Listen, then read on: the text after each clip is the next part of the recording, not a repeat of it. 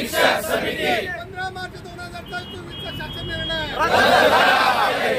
15 मार्च 2024 शासन निर्णय पालकाचं शिक्षण झालेच पाहिजे, पालकाचं शिक्षण झालेच पाहिजे। शिक्षक एकजुटीचा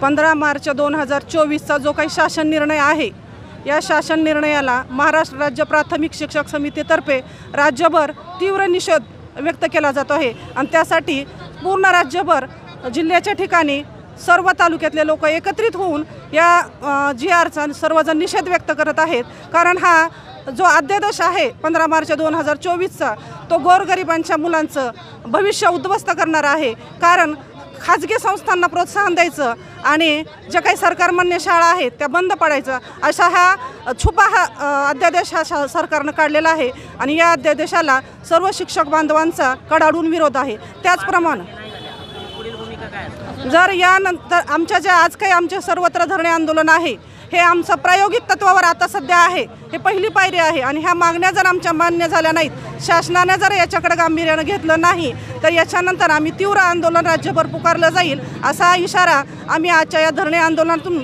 सरकारला देत आहोत। आंदोलन असं आहे, 15 मार्च 2024च्या शासन निर्णयानुसार 20 पट संख्याच्या आतमध्ये असलेली संख्यांच्या ज्या काही शाळा आहेत त्या शाळा बंद करायचा किंवा जे काही पदवीधर शिक्षक आहेत त्या पदवीधर शिक्षकांची संख्या कमी करण्याचा निर्णय या ठिकाणी शासनानं जाहीर केलेला आहे। त्याच्या संदर्भात या ठिकाणी जिल्हा धाराशिव या ठिकाणामध्ये या जिल्ह्याच्या ठिकाणी हे आंदोलन या ठिकाणी चालू केलेला आहे। शिक्षकांनी जवळजवळ ह्या धाराशिव जिल्ह्यातील 8 तालुक्यांचे शिक्षक समितीमधले सर्वच शिक्षक परिवार या आंदोलनात सहभागी झालेले आहेत। आणि सरकारचा हा जो काही जाचक निर्णय आहे, ह्या निर्णयाविरुद्ध ह्या 8 तालुक्यातील शिक्षकांनी या ठिकाणी सहभाग नोंदवलेला आहे। गोरगरिबांची मुलं यासाठी शिक्षणापासून वंचित राहणार आहेत।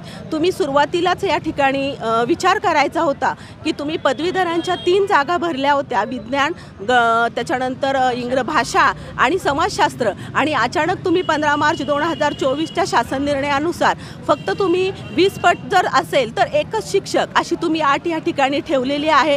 मग ह्या गोरगरिबांच्या मुलांनी जायचं कुठं आणि शिक्षण कुठं घ्यायचं, हा खूप मोठा प्रश्न आहे। आणि ह्या निर्णयामुळे अनेक शिक्षक विस्थापित होणार आहेत, बरेच शिक्षक हे पदावनत होणार आहेत। आणि ह्याचा शासनाने जरूर विचार करावा आणि त्या विचाराला त्यांनी हे करण्यासाठीच आम्ही या ठिकाणी आजचं आंदोलन या ठिकाणी धरणे आंदोलन ठेवलेलं आहे। आणि ह्या आंदोलनास ह्या 8 तालुक्यातील सर्व शिक्षकांनी भरघोस असा प्रतिसाद दिलेला आहे।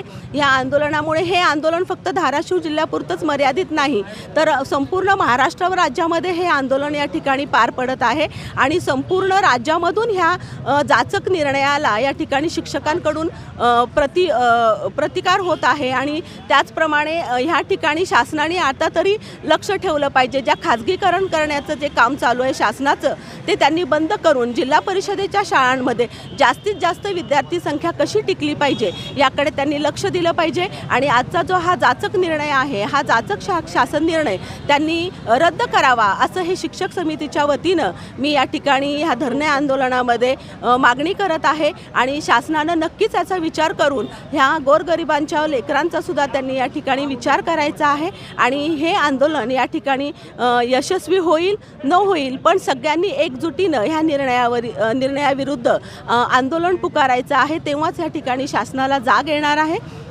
आज संपूर्ण महाराष्ट्रामध्ये 15 मार्च 2024चा जो शासन निर्णय आहे, जो जिल्हा परिषदेच्या शाळावरती आक्रमण करणारा आणि जिल्हा परिषद शाळा बंद करणारा शासन निर्णय आहे, त्या विरोधामध्ये आज महाराष्ट्र राज्य प्राथमिक शिक्षक समितीने राज्यभर धरणे आंदोलन आयोजित केले आहेत।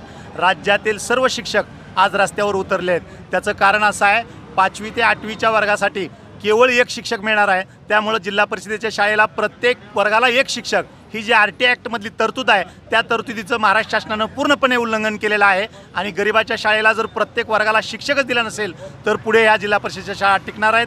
त्यासाठी आज राज्यभर आम्ही धरणे आंदोलन करत आहोत।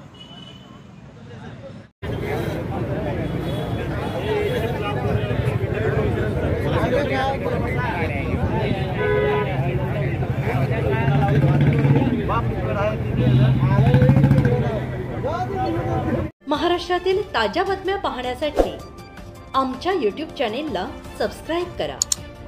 इंस्टाग्राम आणि फेसबुकवर हा व्हिडिओ पाहत असाल तर फॉलो करायला विसरू नका. धन्यवाद.